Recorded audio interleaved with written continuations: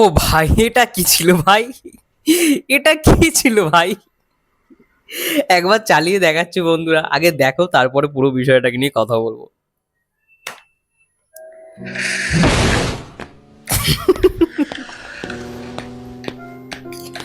হায় কপাল, হায় কপাল, হায় কপাল, কি একটা অবস্থা চারিদিকে। অবস্থা দেখো, শুধু অবস্থা দেখো। যাই হোক, আমি সকাল থেকেই বলছিলাম যে একটি বিষয় নিয়ে কথা বলবো। Just a jokes of a part. এত হাসির কিছু নয়, কিন্তু কিছু ফ্যানদের জন্য অবশ্যই দুঃখের, আবার কিছু ফ্যানদের জন্য অবশ্যই খুব আনন্দের। যাক, মেগাস্টার সাকিবিয়ানদের কতটা গুরুত্ব দেয় এখান থেকেই বোঝা যায়। কতটা গুরুত্ব দেয়, কতটা ভালোবাসে, এটাই হচ্ছে তার প্রমাণ। ইতিমধ্যে একটি খবর রটে গেছে বাজারে। খবরটা এসছে সময়ের কণ্ঠস্বর পত্রিকা থেকে, ঠিক আছে? দেখো রিসেন্টলি, এখন কথা বলি আর না বলি কোনো যায় আসে না, একেবারে পরিষ্কার সবাই বুঝেই গেছে, তাই পরিষ্কারভাবেই বলতে চাইছি। রিসেন্টলি বেরোলো দাগি সিনেমাটা। মুখ্য চরিত্রে আফরান নিশো, তমা মির্জা, সুনেরা বিনতে কামাল, ডিরেক্টেড বাই শিহাব সাই, ঠিক আছে? আলফাই সেখানে প্রডিউস করেছে, প্রযোজক আলফাই, শারিয়ার শাকিল। সেমই প্রযোজক আবারও প্রডিউস করছে তাণ্ডব।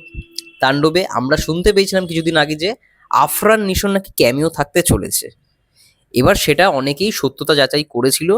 অনেকে বলছে হ্যাঁ হবে, আবার অনেকে বলছিল না হবে না। দিয়ে শরীফুল রাজের নাম এসছে। এইবার ঘটনার সূত্রপাত হয়েছে অফিস, অর্থাৎ আলফা আই এর অফিস। আচ্ছা কি বলছে একবার পড়ে নেওয়া যাক। বলছে প্রতিষ্ঠান এসভিএফ আলফাই এন্টারটেনমেন্টের প্রযোজক শারিয়ার শাকিল, আফরান নিশো এবং শাকিব খানের মধ্যকার দ্বন্দ্বের অবসান করার চেষ্টা করেন। তাদের দুজনকে সামনাসামনি বসিয়ে সমাধানের সেই চেষ্টা বিফলে যায় এই প্রযোজকের। সূত্রটি আরও জানায় আফরান নিশোর সঙ্গে সমাধানের চেষ্টার বিষয়টি শাকিব খান টের পেতেই তিনি বের হয়ে যান আলফা আই এন্টারটেনমেন্টের বনানীর অফিস থেকে। এখান থেকেই বোঝা যায় মেগাস্টার কতটা গুরুত্ব দিল, কতটা গুরুত্ব দিল প্রত্যেকটা সাকিবিয়ানদের, প্রত্যেকটা সাকিবিয়ানদের। আমি রিসেন্টলি দেখছিলাম, দেখো আমি অবশ্যই মনে করি আফরান নিশো, এখনো বলবো অবশ্যই আফরান নিশো একজন খুব ভালো অভিনেতা। কিন্তু তিনি 2023 সালে যেই কর্মকাণ্ডটা করেছেন, রিয়েলিটি শো এর কথা বলি বা বিভিন্ন স্পিচের কথা বলি, সেটা ঠিক করেননি। দুটো জায়গায় এমন এমন মন্তব্য তিনি করেছিলেন 2023 সালে, যখন সুরঙ্গ আর প্রিয়তমা আসে। এত সহজে মেগাস্টার ভুলে যাবে? সাকিবিয়ানরা ভুলতে পারেনি, মেগাস্টার ভুলে যাবে? সাকিবিয়ানরা যেখানে চায় না মেগাস্টার সেটাকে মেনে নেবে? তোমরা বলো না। কিন্তু হ্যাঁ, দাগি দেখে এটাও মানতে হবে, দাগি দেখে অনেকে প্রশংসা করেছে, দাগি সিনেমাটা ভালো হয়েছে। ইভেন দাগিকে এখন শুনছি টপকে গেছে জঙ্গলি, এটাও খবর এসছে। মাল্টিপ্লেক্সে জঙ্গলির শো অনেক বেশি এবং জঙ্গলি দাগিকে বিট করবে, করেও গেছে আই থিঙ্ক মাল্টিপ্লেক্স কালেকশন অনুযায়ী। দেখো গল্প কন্টেন্ট ভালো হলে অবশ্যই ভালো সিনেমা দর্শক সাপোর্ট করবে, কিন্তু এই ভেতরকার যে বিষয়গুলো হয় না, সেগুলো অনেক মানুষেরই মানে পার্সোনাল ইস্যু হতে পারে, অনেকে গায়ে নিয়ে নেয়, অনেকে যদি পার্সোনাল অ্যাটাক হয় না, খুব খারাপ লাগে। এবং সাকিবিয়ানদের এই যে চাওয়াটা, সাকিবিয়ানদের এই চাওয়াটা আমি অনেকদিন ধরেই দেখছি। একটা সময় হয়তো ভেবেছিলাম তুফানের টাইমে যখন শুনেছিলাম যে রায়ান রাফি এদের দুজনকে মানে একসঙ্গে আনবে, ভিলেন হিসেবে আফরান নিশো থাকবে তুফানে, ভেবেছিলাম হ্যাঁ ঠিক আছে ভালো হবে। কিন্তু তারপরে দেখলাম না, সাকিবিয়ানরা যখন চাইছে না সেখানে কোনো মানেই হয় না। সাকিবিয়ানরা যেমন তুলতেও পারে নামাতেও পারে, তো সাকিবিয়ানরা যেখানে চাইছে না কোনো প্রশ্নই ওঠে না। তো সাকিবিয়ানদের যে কতটা গুরুত্ব দিল মেগাস্টার, এইখান থেকেই বোঝা যায়। গুরুত্বটা ভাবো, মেগাস্টার যেইমাত্র টের পেয়েছে যে শারিয়ার শাকিল দুইজনকে এক করতে চাইছে, মেগাস্টার তৎক্ষণাৎ বেরিয়ে গেছে, তৎক্ষণাৎ বেরিয়ে গেছে অফিস থেকে, টের পাওয়া মাত্রই বেরিয়ে গেছে। আফরান নিশো যদিও বা ভুল স্বীকার করেছে, ভুলটা সেই রকম ভাবে স্বীকার করেনি, যদিও বা তিনি অন্য রকম ভাবে স্বীকার করেছে। এবং হতেই পারে এই সমস্ত কিছুর মাস্টার মাইন্ড শারিয়ার শাকিল।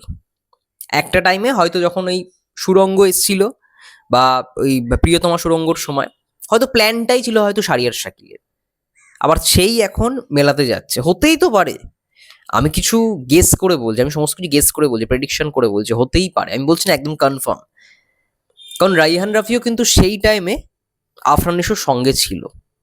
ওই যে রিয়েলিটি শোতে কেমন কি কিভাবে কি মানে কে কিভাবে উত্তর দিচ্ছে, কে কিরকম ভাবে হেসেছে, সেটা দেখে আমরা কিছুটা হলেও টের পেয়েছি। তো হ্যাঁ, রাইহান রাফি কোথাও গিয়ে একটা বড় স্কেলে মেগাস্টারকে নিয়ে ছবি বানানোর চেষ্টা করেছে, সফলও হয়েছে। সেটার জন্য তাকে সাকিবিয়ানরা মাথায় করে রেখেছে।